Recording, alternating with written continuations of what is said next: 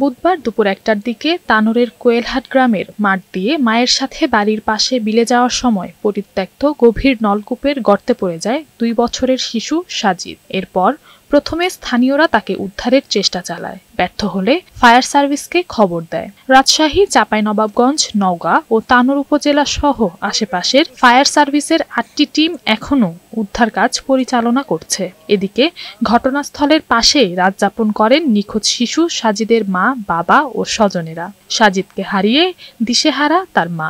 পোলাটা পিছে পিছে যাচ্ছিল, যাতে লাগে পিছলা পড়ে গেছে। আমি পিছে ঘুরে তাকায় দেখছি সাওয়াল আমার মা মা করে ডাকছে। আমি পিছে ঘুরে তাকায় দেখছি সাওয়াল নাই, গর্তে থেকে মা মা করে ডাকছে।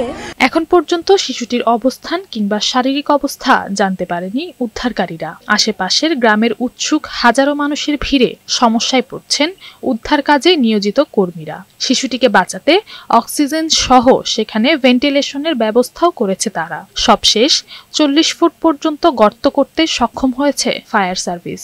চিকন গর্ত তো ঢোকা যাচ্ছিল না। ফায়ার সার্ভিস জানায়, গতকাল বিকেল ৪টা থেকে সার্চ ভিশন ক্যামেরা দিয়ে তাকে দেখার চেষ্টা করা হয়েছে। ৪০ ফিটের মধ্যে শিশুটি না থাকলে আরো গভীরে গিয়ে তাকে খোঁজার চেষ্টা করা হবে বলেও জানান তিনি।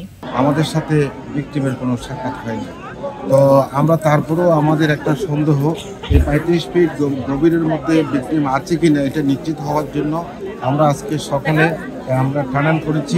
৩৫ ফিটের মধ্যে টানেলের মধ্যে পাই নাই। তারপরে এখন আমরা এই ৩৫ ফিট মানে হাইট এটা আমরা অনুসন্ধান চালাচ্ছি, ওখানে কোনো আটকা পড়ে আছে কিনা। উদ্ধার হয়ে সুস্থভাবে সাজিদ ফিরবে মায়ের কোলে, এমনটাই প্রত্যাশা সবার।